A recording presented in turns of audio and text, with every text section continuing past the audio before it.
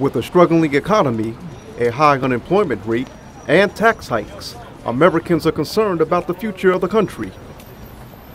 Good morning, everybody. Although 2 weeks ago the Obama administration reported that the unemployment rate dropped to 8.3%, its lowest point in nearly 3 years, and that over 240,000 new jobs were created, many Americans are still very weary.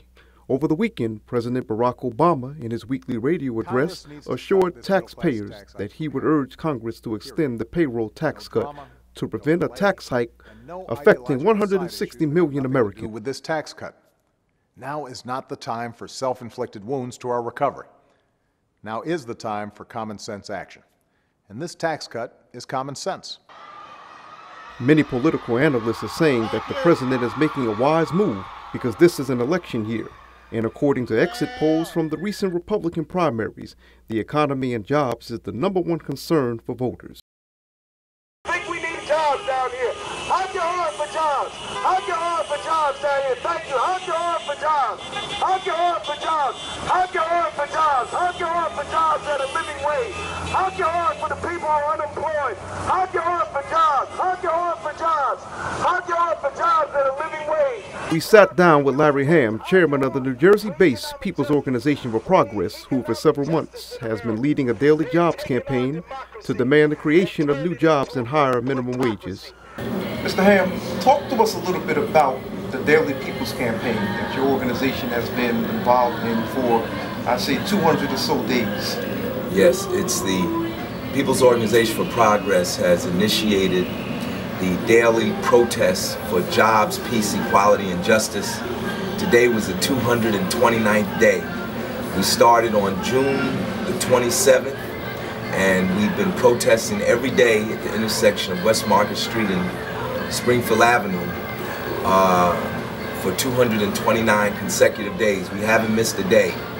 And we're protesting for a basic core set of demands, a national jobs program to put the unemployed in this country back to work now or jobs at a living wage. We want an end to the wars in Iraq and Afghanistan and take that money and spend it on job creation. We want to support workers' rights to collectively bargain and to unionize. That right is currently under attack in the United States. We want to stop these home foreclosures. People are being thrown out of their homes. More people have lost their homes in the last year than previous 50 years. 2 million people have lost their homes. We want universal single-payer health care. That's a national health insurance program, so everybody in this country can get medical care, dental care. We want to save our public schools, stop privatization, stop the closing of schools. They're going to close 7 more Newark schools now. And we want affordable college education and an end to student debt. We're making debt slaves out of our students. They're graduating with $50,000 and more dollars of loans that will take them the rest of their lives to pay off. So these are the basic core set of demands why we're having these daily protests. Now, before we go any further, the Daily Jobs Campaign, is it at all modeled after the Montgomery bus boycott? Absolutely. And I'm glad you raised that because we plan to continue this protest for 381 days. And 381 days was the length of the Montgomery bus boycott. And we take our inspiration directly from that. So we started June 27th, 2011. And we plan to go until July 15th, 2012. July 15th will be the 381st day. Now, you mentioned the demand for jobs. Right. I'm sure that you're aware that the Washington Post reported this week that the unemployment rate is 3 times lower than it was 3 years ago. So how would you respond to that? How would you respond to people who say, what are y'all marching for jobs for when the unemployment rate is steadily decreasing? Well, the unemployment rate was 9.2%, and that's almost depression level unemployment. It's been reported that it's down now to 8.3%. Now that's less than a 1% decrease. And I believe that one of the reasons for this decrease is the fact that people, how do they count unemployment? How do they come up with that 8.3% figure? Well, that's based on the number of people who are receiving unemployment benefits at this moment. But remember, people don't receive unemployment benefits forever. It's I think it's a maximum of 99 weeks you get on unemployment. So what happens? When people come off the unemployment rolls, they are no longer counted. So if they're not being counted, then you will see a decrease in the real numbers of people that are being counted. So right now, they say the unemployment rate is 8.3%. They say that there's 13 million people unemployed in this country. That's a lot of people. But economists say the real figure may be closer to 26 to 29 million people who are either unemployed or underemployed, that is, working at part-time jobs. And that's nearly 1/4 of the labor force of this country. And we believe that's a national crisis. It's really a state of emergency. Now, you mentioned the economy. We mentioned the economy, rather. Several months ago, President Barack Obama had introduced legislation. He said that he was going to allocate $225 billion. He said specifically to help African Americans. How would you respond to the fact that it seems that African Americans are being hit the worst by this struggling economy, specifically unemployment? Right. Well, this is very real. It's not a perception. It's very real. We have in the African American community what's called structural unemployment. Because of a number of factors, our unemployment rate is always double what the national unemployment rate is. It's even higher, more than double, closer to triple of what the white unemployment rate is. So whenever, let's say, when the unemployment rate in this country was at 9%, the African American unemployment rate was almost 18%.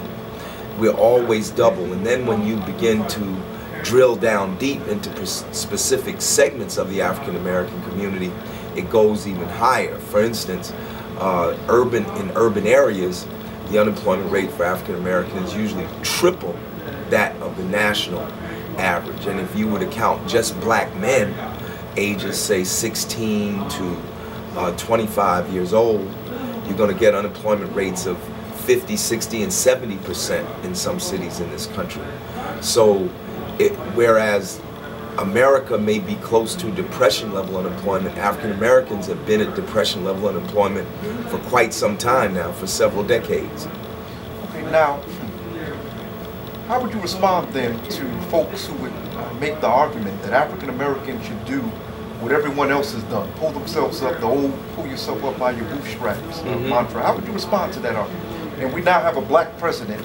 How would you respond to that? Well, first of all, there's a strong entrepreneurial spirit in the black community. So there are many people who do have their own businesses. They may work jobs, but they have a little business on the side, something that they do to generate more income. So people are striving hard to pull themselves up. But we have to understand, when economists look at the structural unemployment of African Americans, what is the one factor that remains constant, as a constant reason to explain what's going on in the black community in terms of employment? It's job discrimination. There's no other factor more constant, more consistent than that factor. African Americans are still the victims of discrimination in the labor market, and this is one of the reasons for the very high unemployment rate that we have. So it has very little to do with how hard black people are working. Quite the contrary of the stereotype. African Americans work very hard. Many people out here are working 2 jobs. People who are making minimum wage working 3 jobs.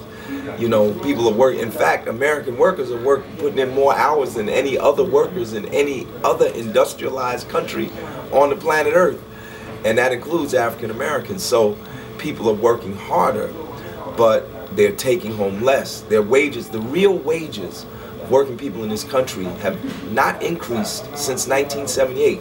Now, I'm not talking about dollar amounts. We may be making more dollars than we made in 1978, but our dollars buy less. In fact, with our degrees and everything else that we got from colleges, many of us are not doing as well as our parents, most of whom didn't even have college degrees. because of the decline in the value of the dollar. We're making more dollars than our parents, but our dollars are buying less. Well, how would you respond then to a lot of, say, a lot of activists have criticized the government, have criticized the administration, regardless of whether it was a Democrat or Republican, who have said that we can't seem to find money to help the poor raise wages or raise the minimum wage, but we can finance money, we can finance wars. How would you do you share that position as well? Well, my position is this: if they have money for wars, if specifically $4 trillion on the wars in Iraq and Afghanistan, if they can find money for war, they can find money for jobs. It's a question of priorities. They really do what they want to do. And it's really a question of political power. You know, what they do or don't do at any given moment is based on the disposition of political forces in this country. If we had a strong labor movement in this country, we'd probably be looking at a very different economic situation. But the labor movement is very weak. If we had a strong black movement in this country, the situation might be different. But remember, the government did all it could to stop the black liberation movement in the 60s. Frederick Douglass said it best. Power concedes, if there's no struggle, there's no progress. Power concedes nothing without a demand. You know, we have to accumulate the power that we need to push the government to do what needs to be done to benefit the people and not just the corporations and not just the wealthy. We have an election coming up. Okay. Tavis Smiley and Cornel West have raised a concern, explaining how neither of the current candidates for president, mainly Republican, right now no one else has thrown their hat in the ring for Democrat here except President Obama.